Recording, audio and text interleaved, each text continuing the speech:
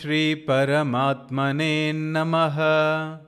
श्रीमद्भगवद्गीता अथ सप्तमोऽध्यायः ज्ञानविज्ञानयोगः। श्रीभगवानुवाच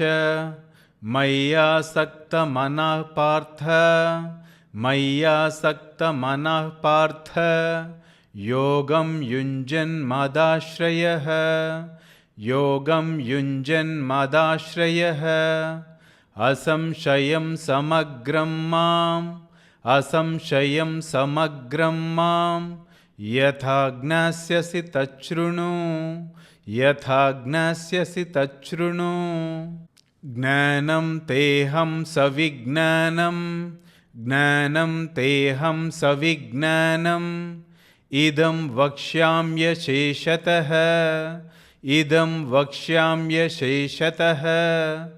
यज्ञात्वा नेह भूयोऽन्यत्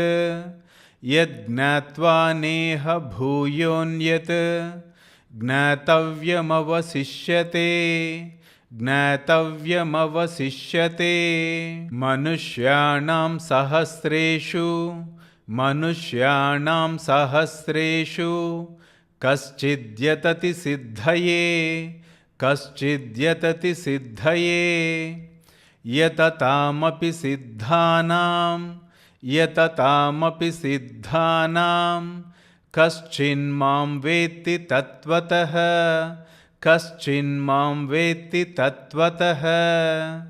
भूमिरापो नलो वायुः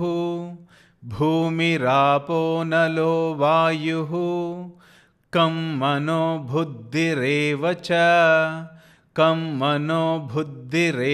च अहंकार इतीयं मे भिन्ना प्रकृतिरष्टधा अपरेयमितस्त्वन्यां प्रकृतिं विद्धि मे परां जीवभूतां महाबाहो ययेदं धार्यते जगत्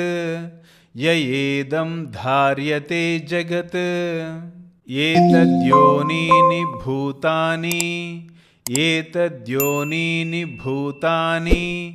सर्वाणीत्युपधारय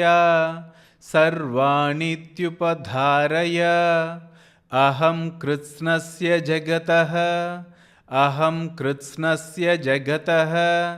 प्रभवः प्रलयस्तथा मत्तः परतरं नान्यत् किञ्चिदस्ति धनञ्जय मयि सर्वमिदं प्रोतं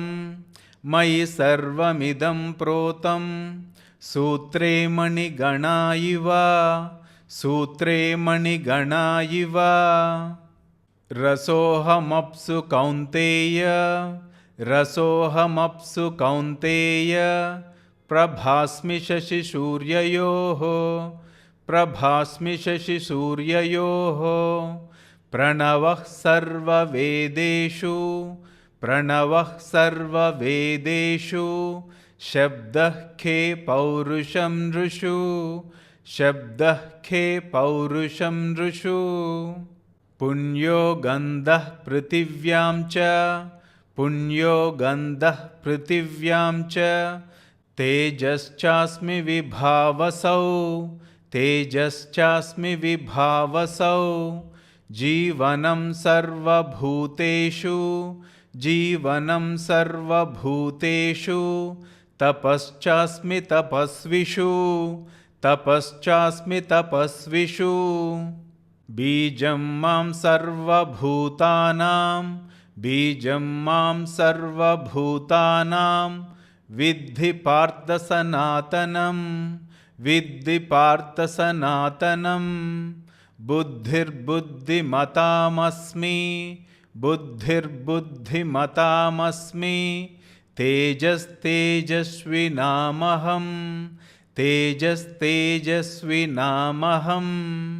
बलं बलवतां चाहं बलं बलवतां चाहं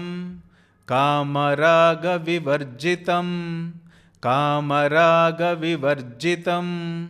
धर्माविरुद्धो भूतेषु धर्माविरुद्धो भूतेषु कामोऽस्मि भरतर्षभा कामोऽस्मि भरतर्षभा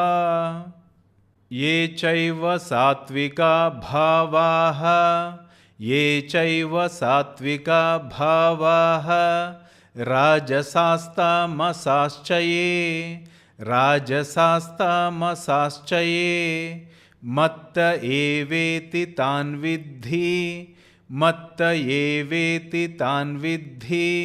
न त्वहं तेषु ते मयि न त्वहं तेषु ते मयि त्रिभिर्गुणमयैर्भावैः त्रिभिर्गुणमयैर्भावैः येभिः सर्वमिदं जगत् येभिः सर्वमिदं जगत् मोहितं नाभिजानाति मोहितं नाभिजानाति मामेभ्यः परमव्ययम् मामेभ्यः परमव्ययम् दैवी ह्येषा गुणमयी दैवी ह्येषा गुणमयी मम माया दुरत्यया मम माया दुरत्यया मामेव ये प्रपद्यन्ते मामेव ये प्रपद्यन्ते मायामेतां तरन्ति ते मायामेतां तरन्ति ते न मां दुष्कृतिनो मूढाः न मां दुष्कृतिनो मूढाः प्रपद्यन्ते नराधमाः प्रपद्यन्ते नराधमाः माययापहृतज्ञानाः माययापहृतज्ञानाः आसुरं भावमाश्रिताः आसुरं भावमाश्रिताः चतुर्विधा भजन्ते मां चतुर्विधा भजन्ते मां जनाः सुकृतिनोऽर्जुन जनाः सुकृतिनोऽर्जुन आर्तो जिज्ञासुरर्धार्थी आर्तो जिज्ञासुरर्धार्थी ज्ञानी च भरतर्षभा ज्ञानी च भरतर्षभा तेषां ज्ञानी नित्ययुक्तः तेषां ज्ञानी नित्ययुक्तः एकभक्तिर्विशिष्यते एकभक्तिर्विशिष्यते प्रियो हि ज्ञानिनोत्यर्थं प्रियो हि ज्ञानिनोत्यर्थम् अहं स च मम प्रियः अहं स च मम प्रियः उदाराः सर्व एवैते उदाराः सर्व एवैते ज्ञानी त्वात्मैव मे मतम् ज्ञानी त्वात्मैव मे मतम् आस्थितः स हि युक्तात्मा आस्थितः स हि युक्तात्मा मामेवानुत्तमां गतिं मामेवानुत्तमां गतिं बहूनां जन्मनामन्ते बहूनां जन्मनामन्ते ज्ञानवान् मां प्रपद्यते ज्ञानवान् मां प्रपद्यते वासुदेवः सर्वमिति वासुदेवः सर्वमिति स महात्मासु दुर्लभः स महात्मासु दुर्लभः कामैस्तैस्तैर्हृतज्ञानाः कामैस्तैस्तैर्हृतज्ञानाः प्रपद्यन्तेऽन्यदेवताः प्रपद्यन्तेऽन्यदेवताः तं तं नियममास्ताय तं तं नियममास्ताय प्रकृत्या नियता स्वया यो यो यां यां तनुं भक्तः यो यो यां यां तनुं भक्तः श्रद्धयार्चितुमिच्छति तस्य तस्याचलां श्रद्धां तामेव विदधाम्यहम् सतया श्रद्धया युक्तः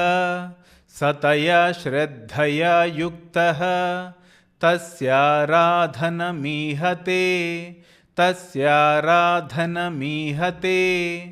लभते च ततः कामान्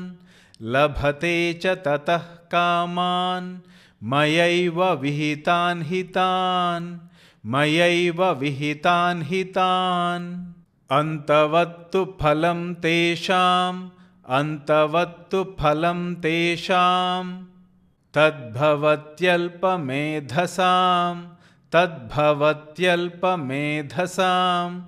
देवान् देवयजो यान्ति मद्भक्ता यान्ति मामपि अव्यक्तं व्यक्तिमापन्नं मन्यन्ते मामबुद्धयः परं भावमजानन्तः ममाव्ययमनुत्तमम् नाहं प्रकाशः सर्वस्य योगमाया समावृतः मूढोऽयं नाभिजानाति लोको मामजमव्ययम् वेदाहं समतीतानि वर्तमानानि चार्जुन भविष्याणि च भूतानि मां तु वेद न कश्चन इच्छाद्वेषसमुत्थेन द्वन्द्वमोहेन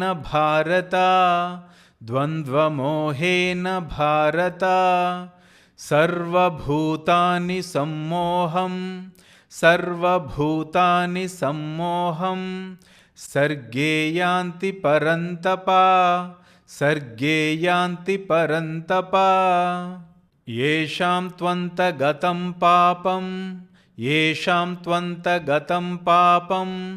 जनानां पुण्यकर्मणां ते द्वन्द्वमोहनिर्मुक्ताः भजन्ते मां दृढव्रताः जरामरणमोक्षाय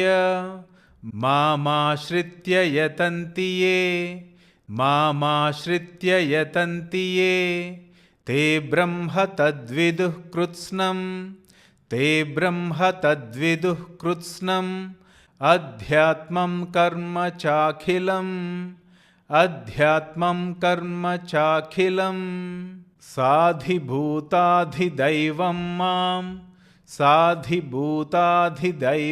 मां साधियज्ञं च ये विदुः प्रयाणकालेऽपि च मां ते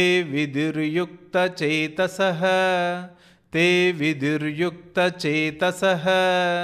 ఓం తత్సదితి శ్రీమద్భగవద్గీతాసు ఉపనిషత్సు బ్రహ్మ విద్యాయాం యోగశాస్త్రే శ్రీకృష్ణార్జున సంవాదే జ్ఞాన విజ్ఞాన యోగో నామ సప్తమోऽధ్యాయః. సర్వం శ్రీకృష్ణార్పణమస్తు. స్వస్తి.